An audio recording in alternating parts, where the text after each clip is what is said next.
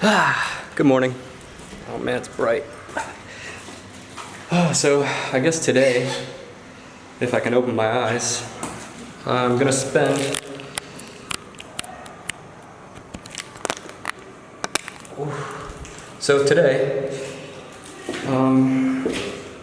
I'm gonna try to hike up to the top of Arunachala, spend some time at the Ashram at the bottom of the hill, and just kind of sit there and think about life. I've been anticipating this part of the trip since the start, and it's going to be an emotional one for me, I can tell.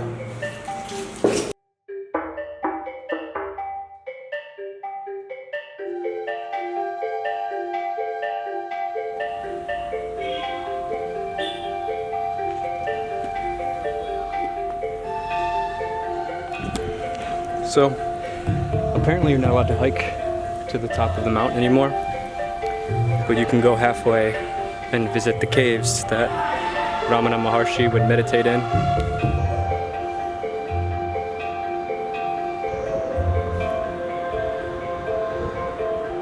This is a banyan tree.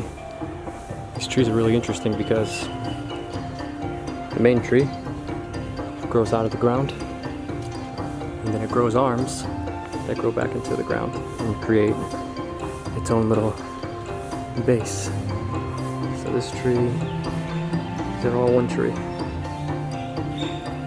I remember when I first heard about Ramana Maharshi. It was a weird time in my life. I was living out of a van in Northern California, and I was at a used bookstore, and I was getting into Hinduism, and I was just buying any books I could on it. And I saw this book called Be As You Are, with this basically half-naked man sitting on it. And I bought it, and I spent the next month reading it. It's one of those books where you read it, a part of it, and then you have to shut it and think about what you just read for a day, because it's so profound. He has such a concise and clear way of delivering some kind of truth about who we are, about the ego, about the self.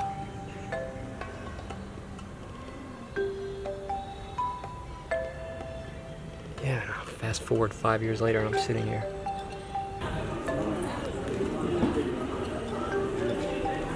Beautiful peacock.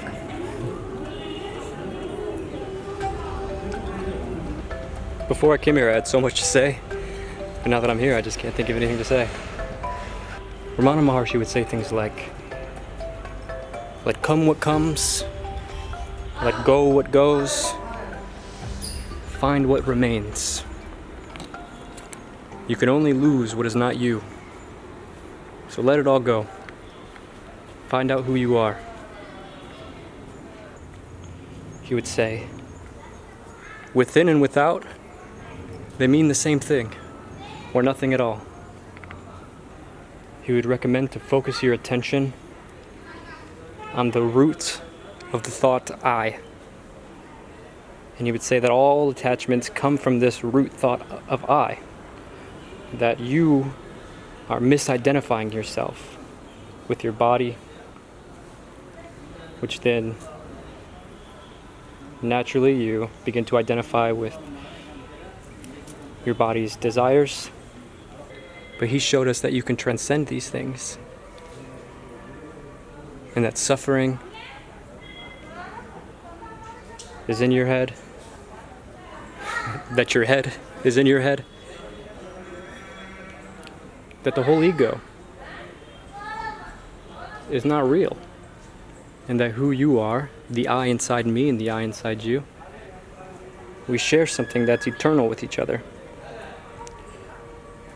This source of life that runs through me, that runs through you, that runs through all of creation, it's shared.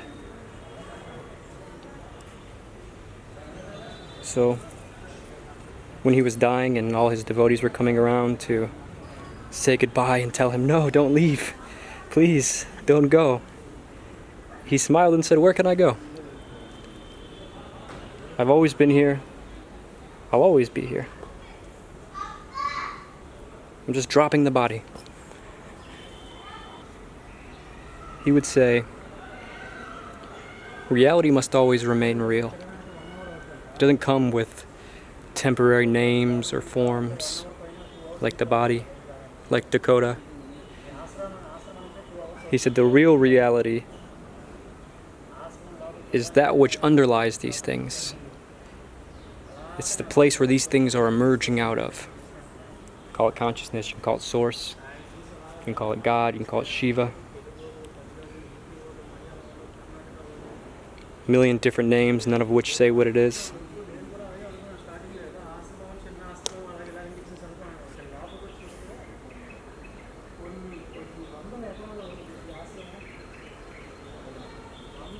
He's one of the greatest philosophers and saints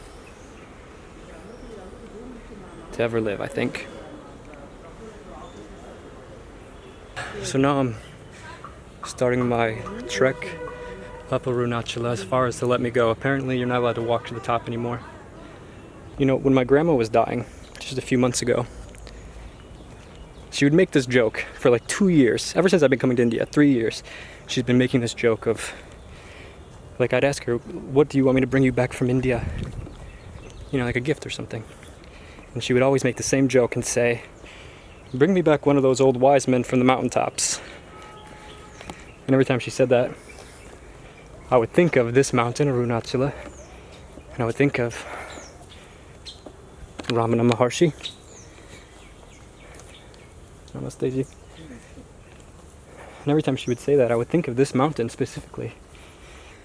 And as she was dying, like literally the day before she died, out of nowhere she goes, "Next year, we're gonna climb one of those mountaintops and meet one of those old wise men." So, when I first came to India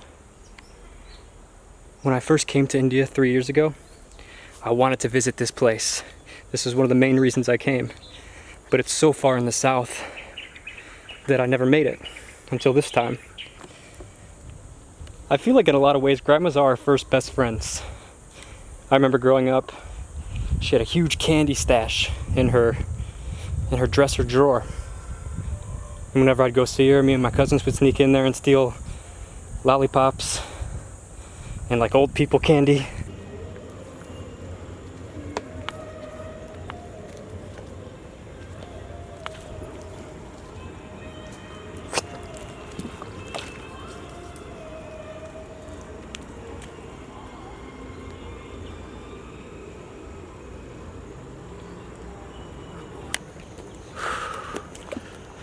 I made it.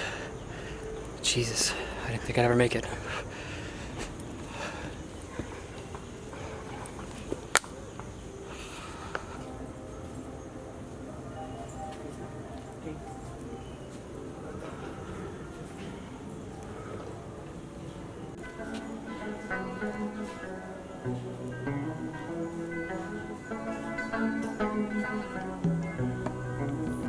This is the last photo that me and my grandma took together.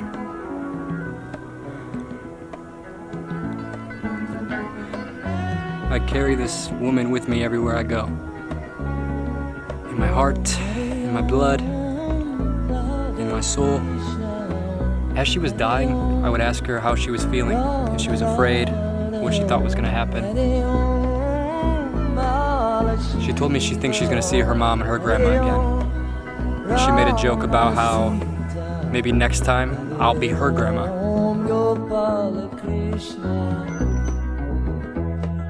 Govinda Jai Gopala Jai Jaya Hare Om Gopala Krishna Govinda Jai Gopala Jai Jaya Gopala Krishna Govinda Jai Gopala Jai Jaya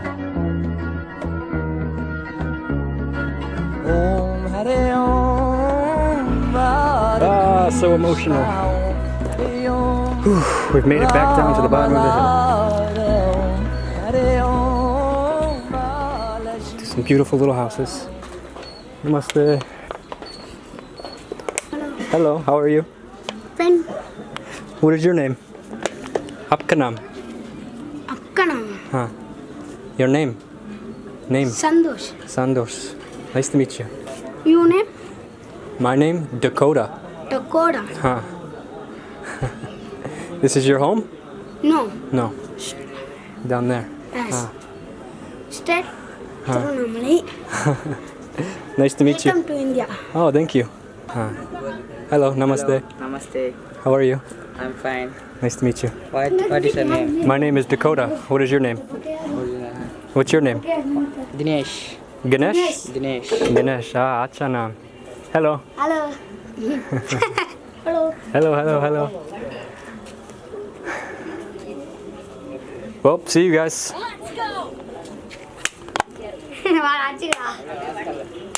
See you, bro.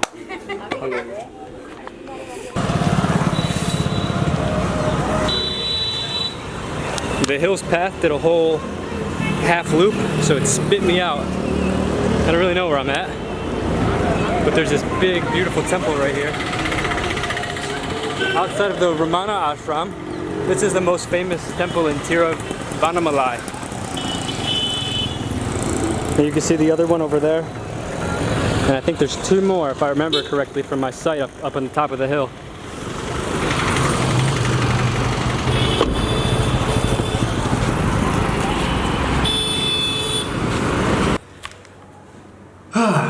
So now I'm leaving Tiruvannamalai.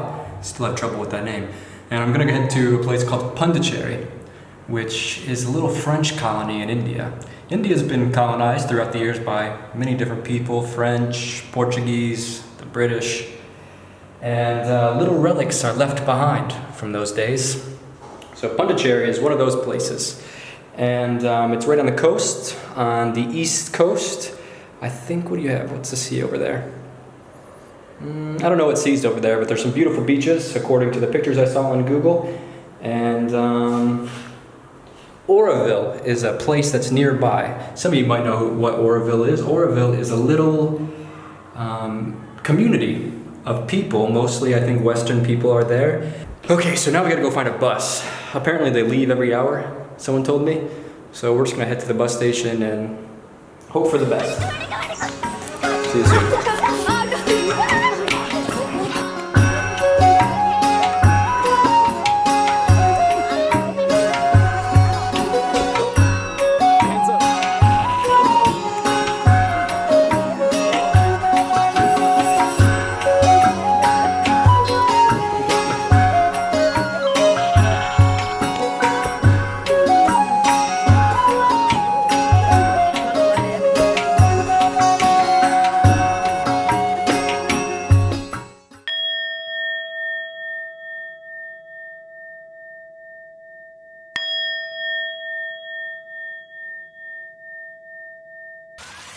Did you know that Lord Shiva listened to high tech?